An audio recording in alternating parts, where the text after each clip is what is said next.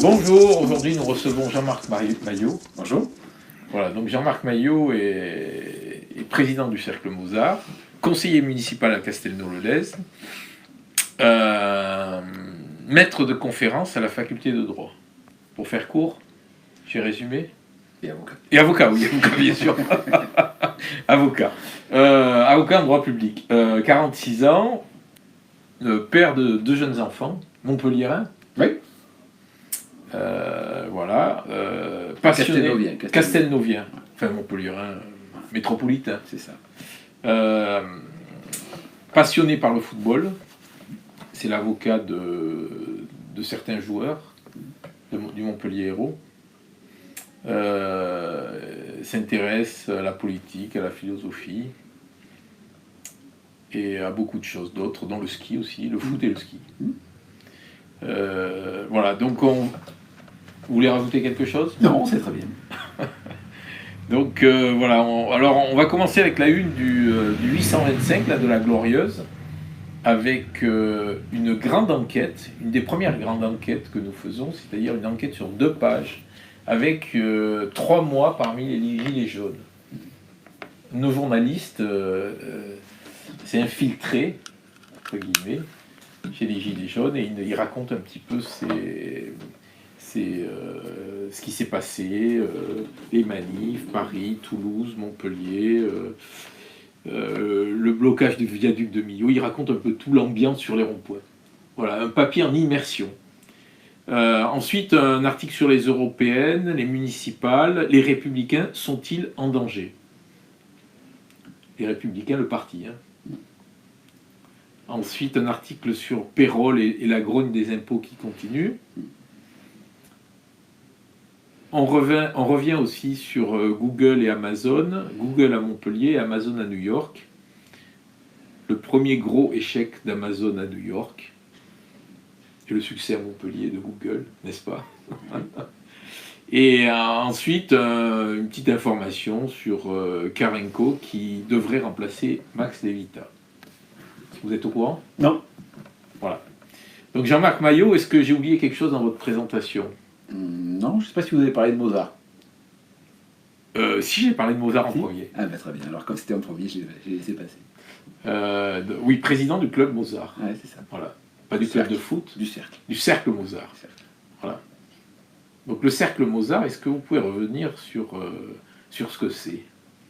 Le cercle Mozart, c'est une association qui a 10 ans maintenant et qui a été créée par un groupe d'amis, on était 7 au départ, dans l'objectif de fédérer le maximum de décideurs publics ou privés de l'ensemble de la région montpelliéraine, du Grand Montpellier, dans tous les domaines, sans exclusif, pas que le domaine de l'entreprise, pas que le domaine du sport ou de la culture ou de la santé ou de la promotion immobilière, mais tous les domaines, et aussi bien dans le privé que dans le public, également dans le secteur public. L'objectif étant de réfléchir, pas simplement de se rencontrer une fois par mois, de réfléchir et d'être force de proposition dans l'intérêt général, puisqu'on ne reçoit pas, on reçoit beaucoup d'élus, mais on n'a pas de membres élus avec des exécutifs forts. Réfléchir et proposer dans tous les domaines intéressants de Montpellier des actions aux décideurs politiques que nous ne sommes pas. Donc il y a combien de personnes au club Mozart aujourd'hui? Aujourd'hui, il y a plus de 300 membres. D'accord. Et pourquoi ça s'appelle Mozart?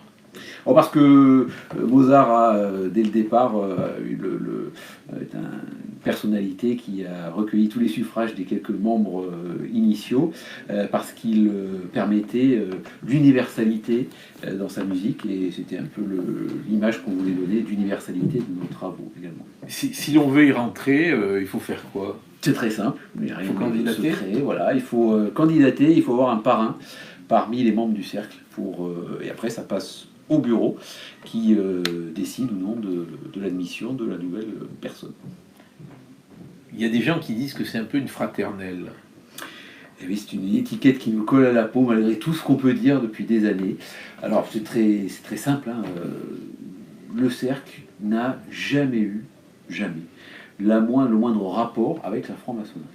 On est 300 membres. Sur les 300 membres, vous savez comme moi que Montpellier est une ville comme Béziers, où il y a énormément de francs-maçons. Sur les 300 membres, il y a un nombre important de maçons, mais on a du mal à l'estimer, mais on pense que c'est à peu près 60% de non maçons, c'est-à-dire de personnes qui n'ont aucun rapport avec la franc-maçonnerie. Donc ça montre bien, rien que par ce chiffre, qu'on ne fait pas une sélection ou qu'on ne recherche pas des membres liés à la franc-maçonnerie. Nous avons systématiquement dit que nous n'avons aucun rapport avec la franc-maçonnerie, on n'a pas de rite, on n'a pas de constitution, on n'a pas de rien du tout, et on n'est absolument pas une fraternelle. Ce qu'on veut, c'est travailler dans l'intérêt général, sans avoir aucune dépendance quelconque à quelque association autre que ce soit. Et il y a certains qui disent qu'on fait des affaires aussi au Club Mozart. Oui, on dit beaucoup de choses et beaucoup de bêtises. Le Cercle Mozart réunit 300 décideurs. Des gens qui, s'ils veulent faire des affaires, n'ont pas besoin du Cercle Mozart pour le faire.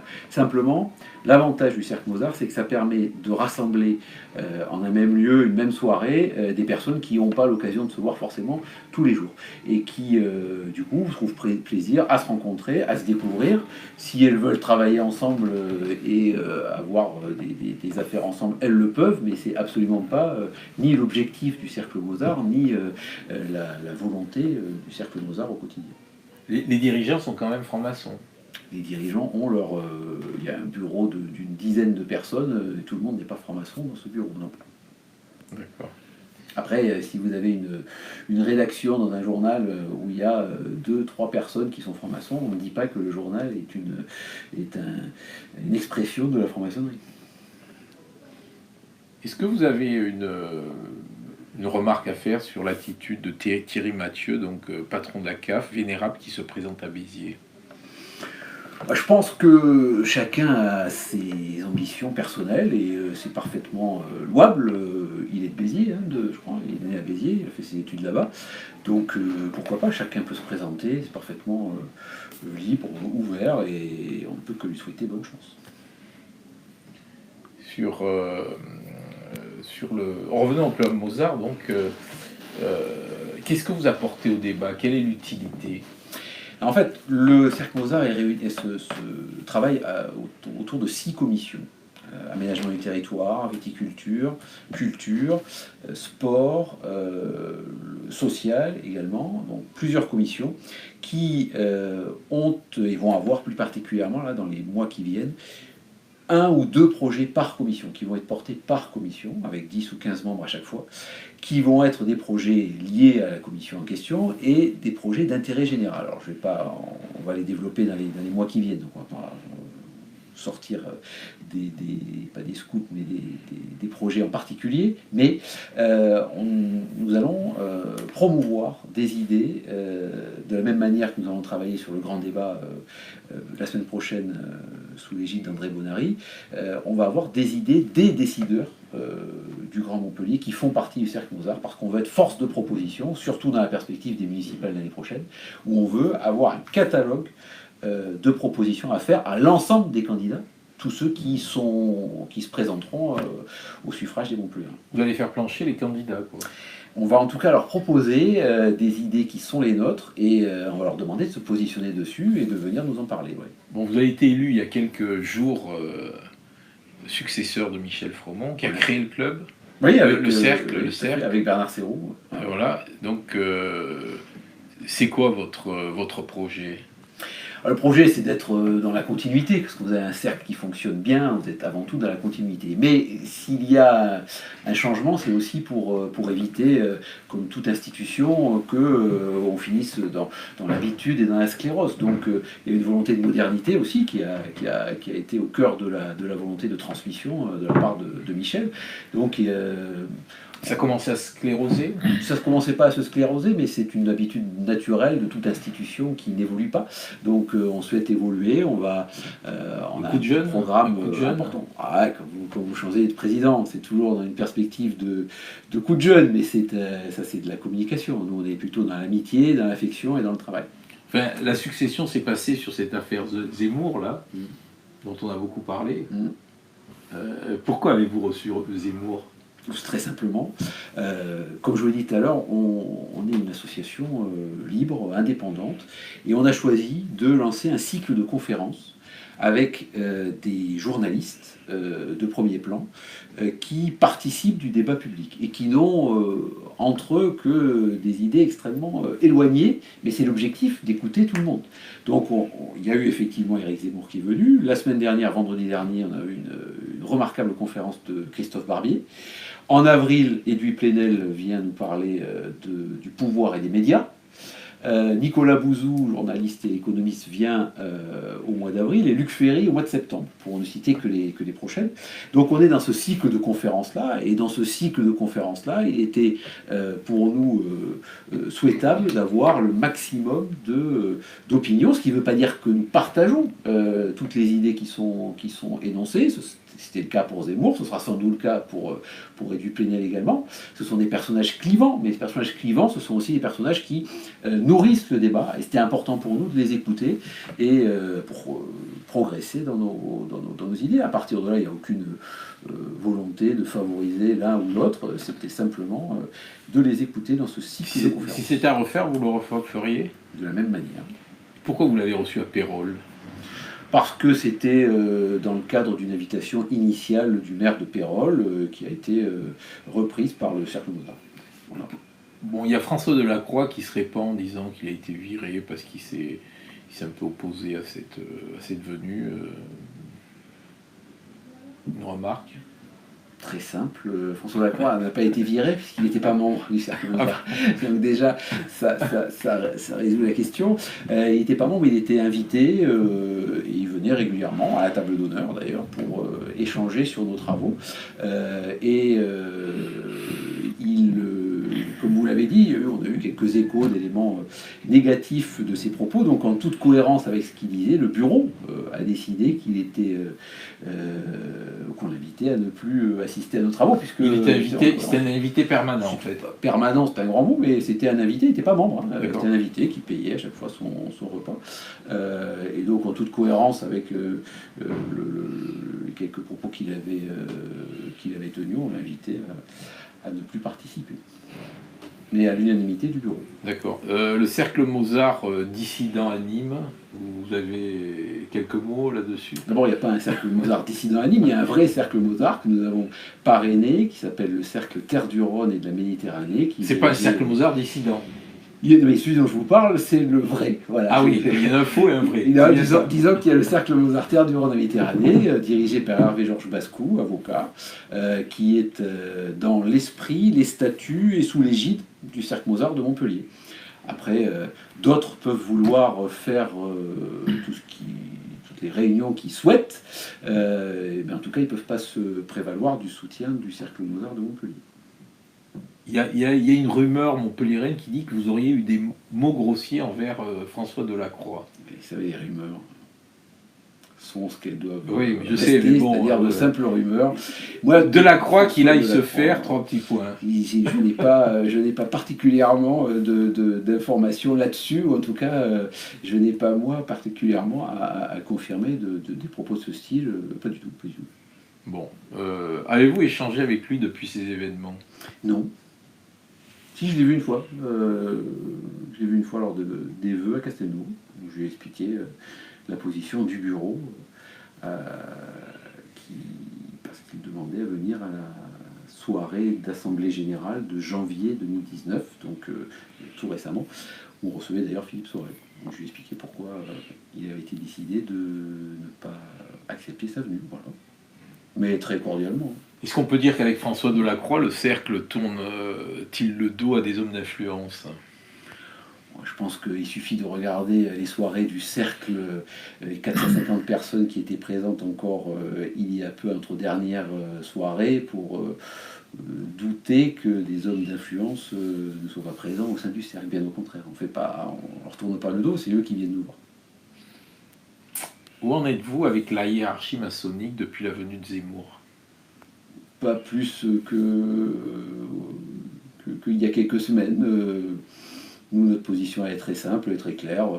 On a la petite polémique qui est née a fait naître énormément, voire une quasi-unanimité de soutien spontané, parce que tout le monde sait ce qu'est le Cercle Mozart. Le Cercle Mozart, depuis 10 ans, a reçu une centaine de personnes. et une centaine de personnes, parmi elles beaucoup de politiques, et à peu près 80% de politiques de gauche, puisque ça ressemble à la sociologie politique locale. Nous avons toujours refusé de recevoir des politiques d'extrême gauche ou d'extrême droite, toujours. Malgré des propositions qui nous ont été faites, on a toujours refusé. On a été systématiquement très clair quant aux valeurs que nous défendons. Donc pour nous, il n'y a pas de débat sur la question, on n'a pas ni de leçons, ni de... Zemmour, lui, il fait partie des... Zemmour est dans le cadre des cycles de conférences comme journaliste, de la même manière qu'il a été reçu, qu'il est reçu sur de nombreux plateaux de télévision, ou qu'il est reçu récemment par le Parti des Républicains, de manière beaucoup plus forte que peut le faire le Cercle Mozart. On a entendu parler de la part de M. Serroux, là, d'un club Rossini. Ça n'a rien à voir, je n'y suis pas, hein, mais c'est un club qui, lui, participe plutôt de la passion pour la musique et qui se réunit autour d'œuvres musicales. Donc c'est excellent, je suppose, j'en fais pas partie, mais je suis ravi que d'autres opportunités comme ça se présentent pour ceux qui veulent y participer. Est-ce que le Cercle Mozart soutient la candidature de Thierry Mathieu à Béziers? Le Cercle Mozart ne soutient pas de candidature ni à Montpellier ni à Béziers. C'est pas le rôle du Cercle Mozart de soutenir une candidature ici ou ailleurs. Le rôle du Cercle Mozart, c'est d'éclairer, de fixer des lignes directrices dans l'intérêt général, de les proposer aux candidats et de travailler avec ceux qui seront élus. Y a-t-il un membre du bureau sur la liste de Philippe Sorel? Un membre du bureau sur la liste de Philippe Sorel. L'actuel? Oui. Non, pas à ma connaissance, non. Pas du tout. Je sais pas qui y a dans le bureau, donc non, ça se pourrait. Ah non, pas du tout, je crois pas. Ou à la région, ou au département. Non. Est-ce que les affaires et la politique font-elles bon ménage? Les affaires et la politique, ça a toujours été un sujet délicat et source à la fois de rumeurs et de vraies ou fausses. L'important, si vous voulez, je pense, moi, c'est que faire de la politique, c'est travailler pour l'intérêt général. Ça ne veut pas dire que on ne fait pas des projets, des marchés publics, des dépenses ambitieuses qui sont liées à des affaires. Mais ça ne veut pas dire pour autant qu'il y a derrière tout ça des choses illégales. Faire de la politique, c'est avancer, c'est construire, c'est vraiment tout à l'honneur de ceux qui prennent le temps de le faire. Il n'y a pas forcément derrière toute décision politique des affaires à soulever. Ce qui ne veut pas dire qu'il n'y en a pas, mais en tout cas, c'est pas l'objectif du Cercle Mozart que de participer à ça. C'est de participer dans l'intérêt général à la définition de politique publique. Prendre ce poste à un an des municipales, est-ce un cadeau? Ça fait 3 ans que Michel préparait sa succession. Donc ça arrive maintenant, c'est pour les 10 ans, c'est symbolique. On n'a pas calculé ça par rapport à des échéances municipales particulières. Vous n'avez pas eu de challenger dans cette élection? Un appel à candidature a été fait auprès de... Au départ, il devait y avoir un challenger. Il ne devait pas y avoir particulièrement, mais en tout cas, un appel à candidature a été fait et personne d'autre que moi s'est présenté. C'est incroyable. Vous avez été élu à combien? À l'unanimité. À 100%? À l'unanimité des membres du bureau et du conseil d'administration. C'est pas tous les membres du cercle, les statuts prévoient que c'est le bureau et le conseil d'administration. Et donc à l'unanimité, oui, tout à fait. Est-ce que vous pourriez quitter le conseil municipal de Castelnau pour celui de Montferrier ou de Montpellier? Là encore, les rumeurs sont multiples. Moi, ma priorité, elle est d'abord dans mon travail, puisque, comme tous les membres du Cercle Mozart, l'important, c'est la réputation professionnelle. Donc, mon travail d'avocat, mon cabinet est la priorité. Ensuite, et parallèlement, évidemment, sur le même niveau, ma famille. J'ai 2 enfants en bas âge, vous l'avez rappelé, donc ça demande du temps, et j'ai envie d'être proche de... Maintenant, la présidence de Mozart, je pense que mon temps est déjà largement bien rempli pour éviter d'avoir à penser à des échéances politiques aussi importantes. Donc vous n'avez pas d'autres projets pour l'instant? Votre poste au conseil municipal de Castelnau vous prend beaucoup de temps? Non, je suis conseiller municipal délégué. C'est une commune qui tourne très très bien, avec Jean-Pierre Grand qui a de la même manière transmis les rênes à Frédéric Laforgue dans d'excellentes conditions, avec une majorité très unie, et une commune qui tourne vraiment au cordeau superbement bien. Donc il n'y a pas lieu particulièrement de prendre beaucoup de temps, puisque tout tourne très bien. Selon vous, la droite peut-elle gagner à Montpellier?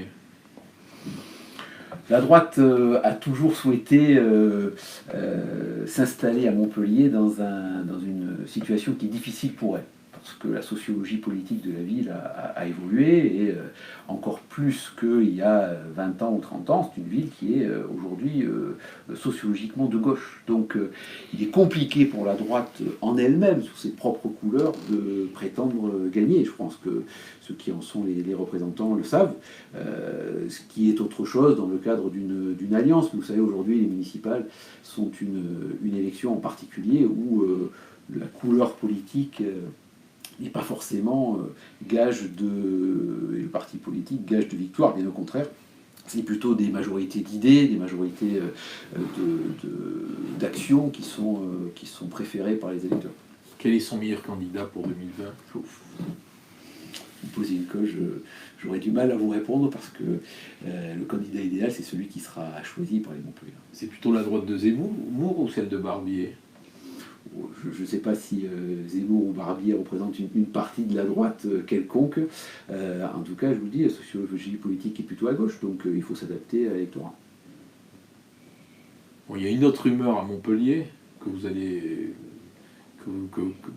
nous rassurer là-dessus. Et il se dit que vous préparez à une place sur une liste de Philippe Sorel avec Stéphane Muscat. Et oui, j'ai entendu parler de ça. Vous avez entendu parler? C'est même Stéphane Muscat qui m'a appelé en rigolant pour me dire tu sais pas quelle est la dernière rumeur.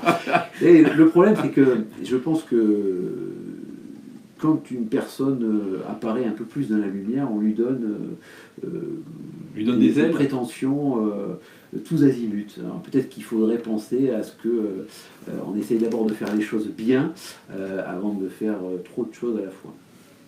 On va terminer par la question chapeau, s'il vous plaît. Avec plaisir. Que nous réserve votre chapeau.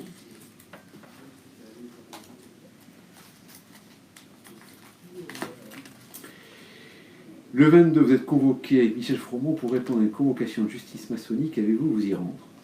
Écoutez, vous êtes mieux informé que nous, puisque le 22 février, moi je suis à Montpellier, je ne suis absolument pas convoqué. Vous n'êtes pas convoqué? Non, absolument pas le 22. Non. Ah bon, un autre jour peut-être, ça a été décalé? En tout cas, pour le moment, le 22, il n'y a pas de réunion. Voilà. C'est ce qui est écrit sur un journal bien informé. Il n'est pas forcément informé de tout, en tout cas, puisque manifestement, je peux vous assurer que nous ne sommes pas convoqués le 22. Bon. Ok, bon ben on va rester là alors. Avec plaisir. Pas de convocation. Pas de convocation. Très bien, je vous remercie. Merci à vous.